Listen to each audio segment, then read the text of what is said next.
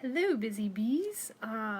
It's Rebecca here, tuning in for a Facebook Live session on prayer and prayer practices, and really just getting ready to take some time to gather together and to have a little bit of discussion, a little bit of live feedback about where we've been on our prayer journey so far this week. I've posted a video that gives an introduction to prayer and a good overview of where we'll be going with our prayer course, with our prayer course this fall. So if you want to find out what the content of our prayer course is going to look like, check out that video. And then we've also had some questions. I posted some questions on Tuesday, looking for feedback around those questions and give you time to ponder some of them. And that's going to be a lot of what we cover tonight, and then we'll also have some follow-up questions as well. So just taking some time to gather together, give people time to log on, and if you're here, just wave hello, say hello, let me know you're around. Yeah, kind of new to this Facebook Live thing, so getting used to the format and getting used to waiting for people to log on. So, but like I said, it's good to be here tonight with you all. So. All right.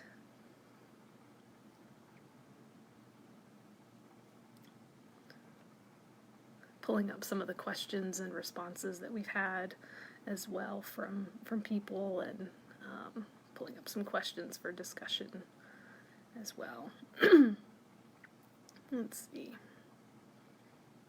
All right.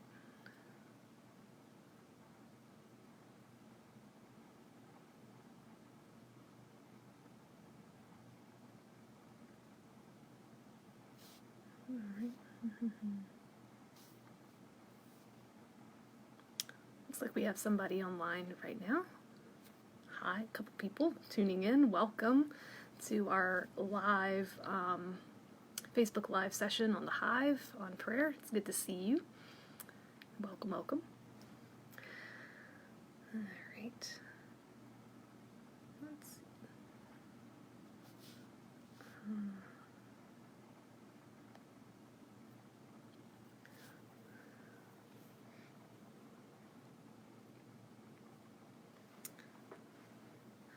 We'll go ahead and get started and have some discussion around some of the questions that were posted this past Tuesday on our Facebook page. And so I might share some of the feedback that I saw, and also share some of my own insight to those questions as well. So this was a kind of an introductory week, kind of getting a feel for the landscape of where people are in their prayer practice, and kind of views around prayer and how they see prayer, and just kind of getting a sense of where people are and what people are interested in learning as well. So, excuse me. So one of the first questions that I asked was on our Tuesday post was, who are some of the first people that you remember offering up prayer? What was it like? Who are some of the first people that you remember offering up prayer, and what was it like? I think for me personally, the way that someone prayed really shaped my view of what prayer looked like, and what prayer could be. And so now it's got me thinking, what were some of the earliest influences that I remember of prayer? Of course, if you want to chime in, feel free. I would love to hear. So For me personally, I think there were several sources. I remember my parents and my grandparents teaching me a lot of prepared prayers, like bedtime prayers and table blessings and that sort of thing. And I think that in a way the prayers that they chose to teach me did play a part in shaping my view of God early on. And then I also remember some of the first pastors, first pastors in my life in church praying, and some of the phrases that they used. As a kid, I thought maybe those are the ways that you start prayers, or maybe those are the right words. So I think early on there were some piece of me that thought there were some particular words or phrases that had to be used in prayer. But as I got older, a wonderful experience for me was being able to go to summer camp. A great camp in Arden, North Carolina called Luther Ridge. I always remember that place fondly. I still go there in a different capacity now, but I still go there.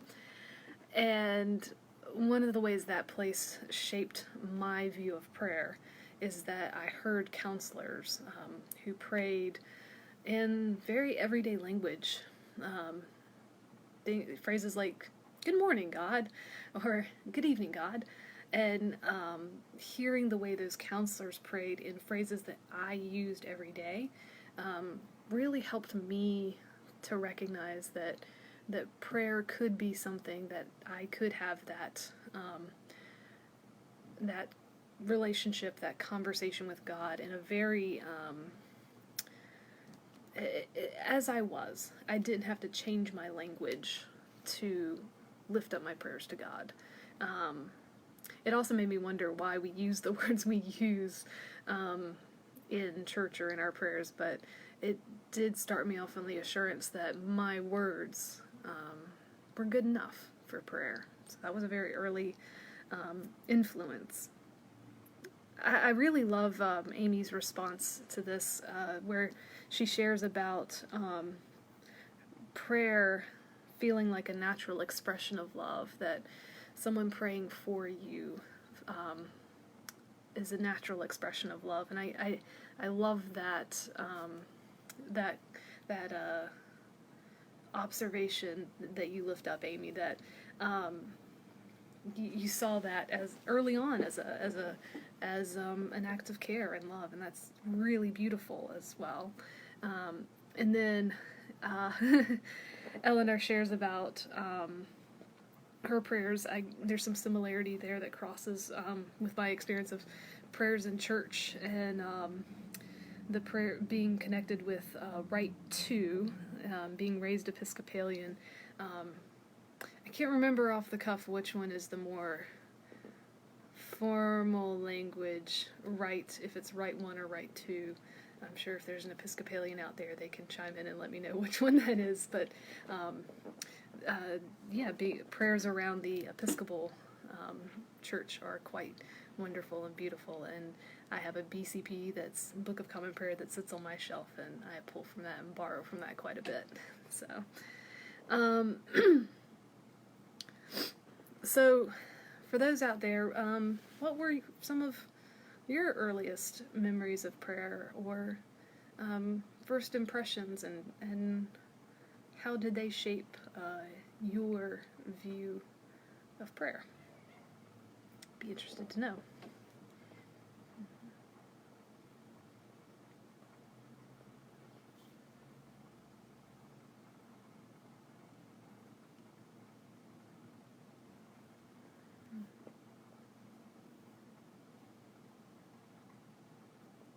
Let's see.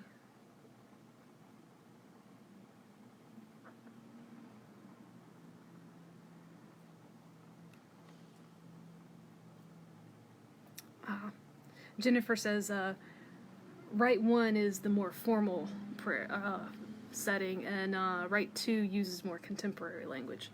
Thank you, Jennifer. So, if you're hearing prayers in more contemporary language, that would have an impact and be, I guess, closer to ways that we speak every day, and those prayers would then be closer to that than, say, a Rite One language. So, thank you, Jennifer. So then, another question that I had, does prayer come easily to you? Why or why not? And sometimes there are a lot of factors to this. There's a plethora of factors to this. I think, I think for me personally, I definitely have, I definitely come more readily with prayer if it's just me praying by myself, my own private prayer practice. It's quite straightforward. My growing edge was definitely in praying for others, praying aloud. And there were a lot of things that really, I really had to wrestle with.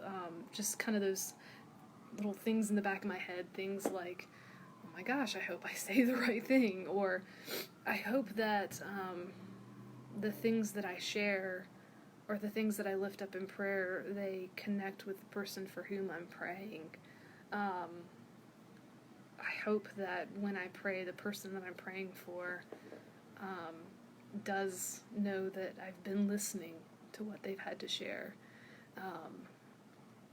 So I feel like I'm definitely a lot more conscientious when it comes to offering up prayers for other people than more so me praying for things in my own private practice. And then even more so when praying for an assembly or praying for a group of people, I don't want to leave anybody out. I don't want to miss anyone's concerns. I don't want anyone to think that I've forgotten what's going on with them. So one of the things that if there's space to, and in my tradition, there's often space to do this. There's room to allow others to offer up petitions, their own petitions, so that as a leader I would open up the time of prayer for others to speak their petitions, and sometimes I say we lift up these prayers aloud or in the silence of our hearts, so that people don't feel pressured to speak them aloud, but they could still feel empowered to know that their prayers, whatever they're thinking of, are lifted up.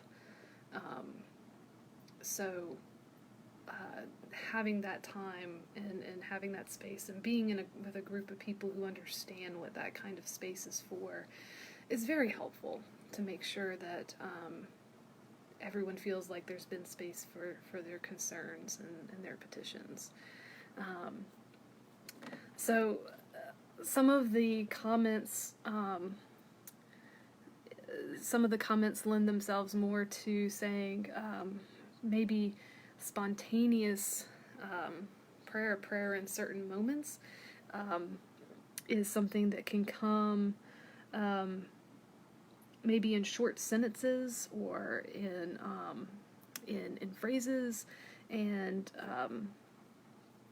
sometimes the formal taking time to sit down and dedicate that spot to a time of prayer, carving out the time and then filling that time with the time of prayer, takes a little more practice. So I don't know, how are you out there? Is your practice more to pray spontaneously and in the spot, or do you do better with having your time carved out in the day and having a more structured time of prayer?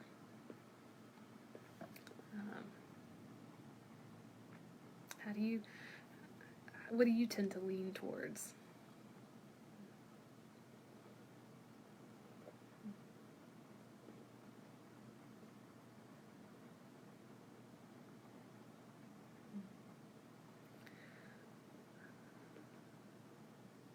think for me personally, I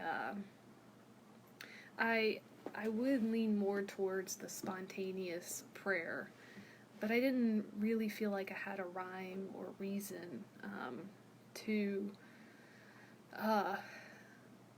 as to when I would actually sit down and or when I would actually lift up prayers, unless it was in, worship settings.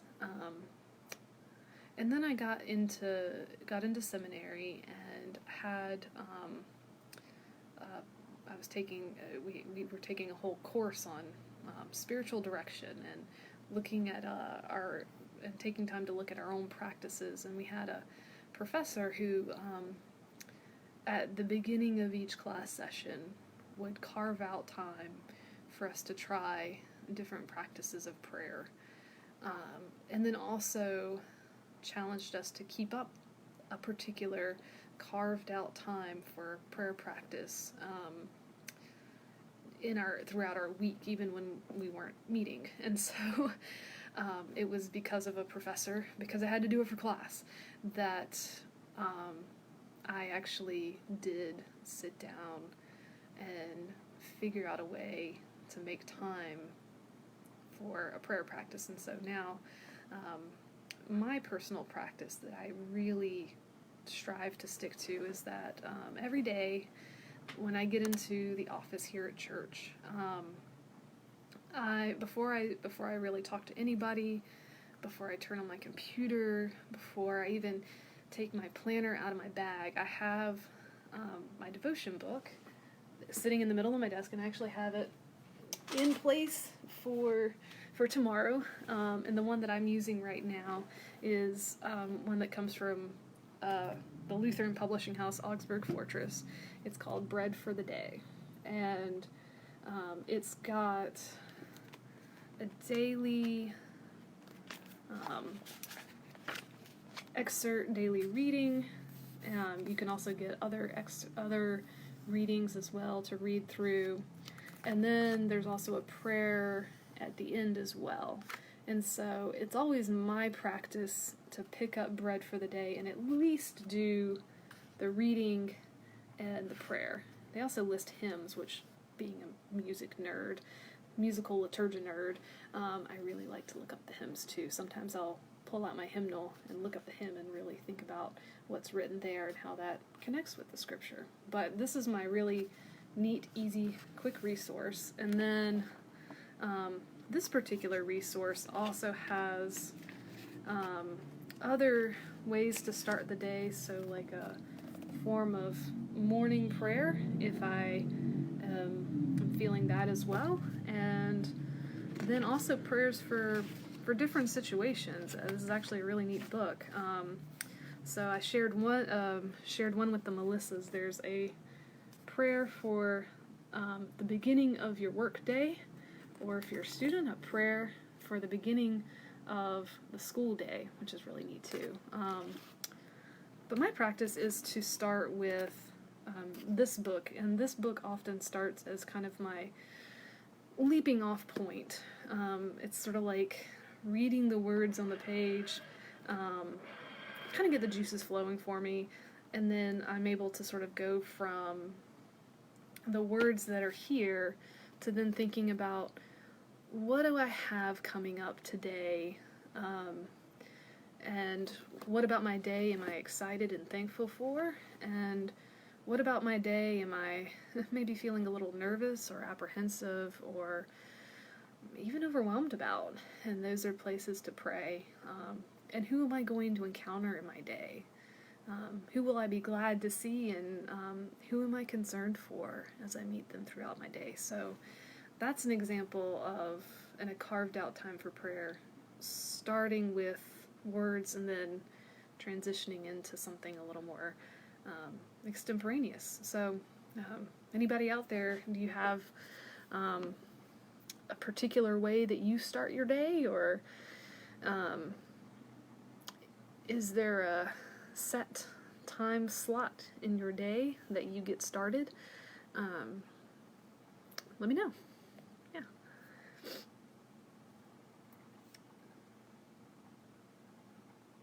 Let's see.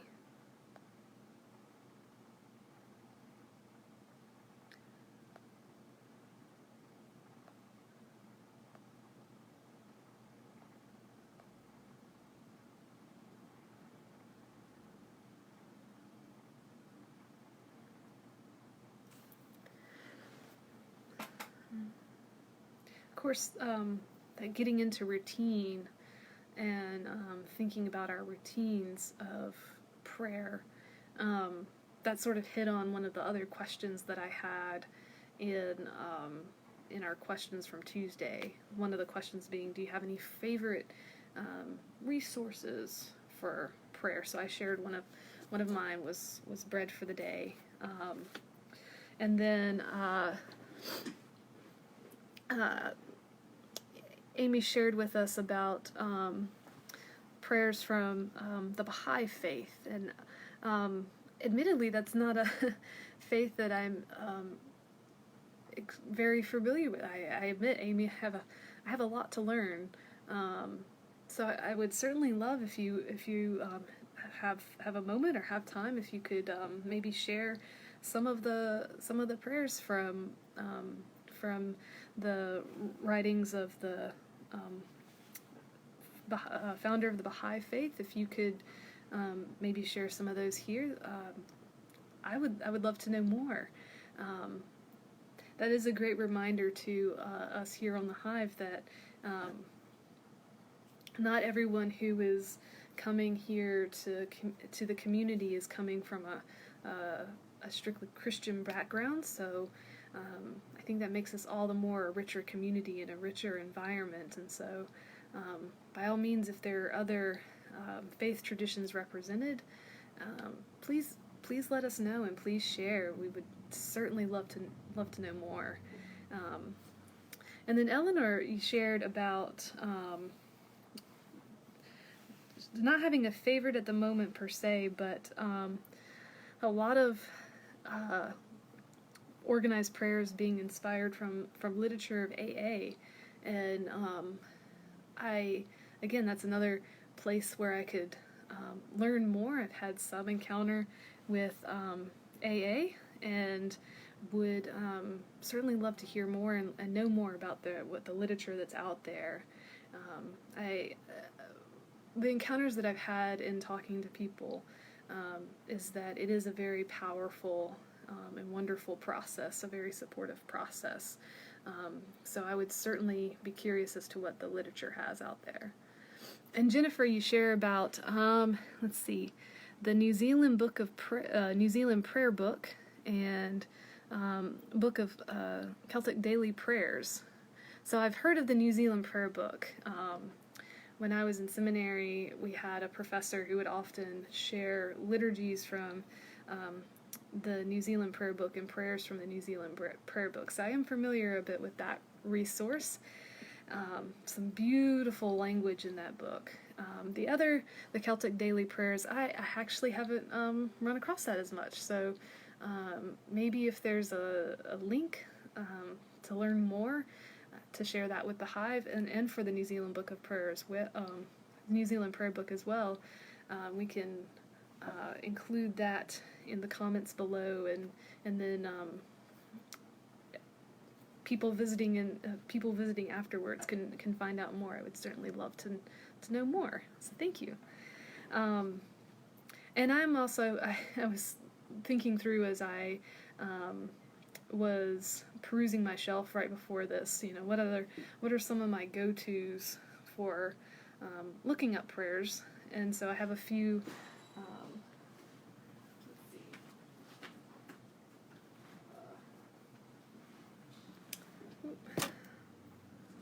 Let's see. All right. Someone else in the building. So I have a few. One of my go-tos is the from Evangelical Lutheran Worship. This is our Lutheran resource. We have one entitled Pastoral Care, and so this one has a lot of prayers for various circumstances, prayers in ministry and sickness and health, ministry through different transitions of life, and really the number of situations that are thought of are quite staggering, and so it's really interesting to think that someone else has thought of those things before. So it's, in a way, very reassuring to think about the fact that someone else has thought of situations that I hadn't even considered. So it is an interesting resource to read through. And going hand in hand with that, another one that I haven't been able to delve in as much but really appreciate is Prayer Book for the Armed Force Services.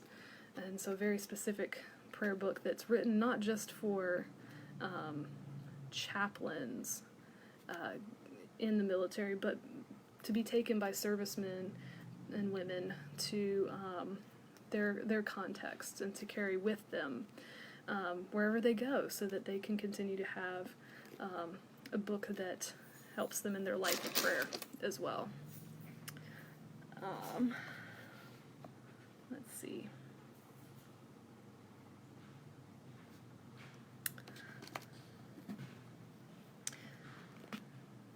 And then another one that's really fascinating, I just lift up as well our own hymn books as the fact that sometimes that's a hidden resource, hidden in plain sight. One of the things that I find interesting is that some of our own members parishioners don't always know what's in a hymn book that sits right in front of them every Sunday, and so sometimes pointing out just the number of prayers and showing where those prayers come from is really enlightening for folks to see what is in front of them. And similar to the observation earlier, I say the gift that I find in written prayers is that often that written prayer can be a springboard moving into more extemporaneous prayers. So if I'm struggling to find the words, sometimes these resources can be a means of helping us kind of get the juices going and thinking of what direction to pray in. So thank you all for tuning in tonight, and thank you all for sharing. And it's been a great Facebook Live run, and certainly enjoyed being able to share with you all. And thank you all for also tuning in to the Tuesday post as well, so that'll continue to be open.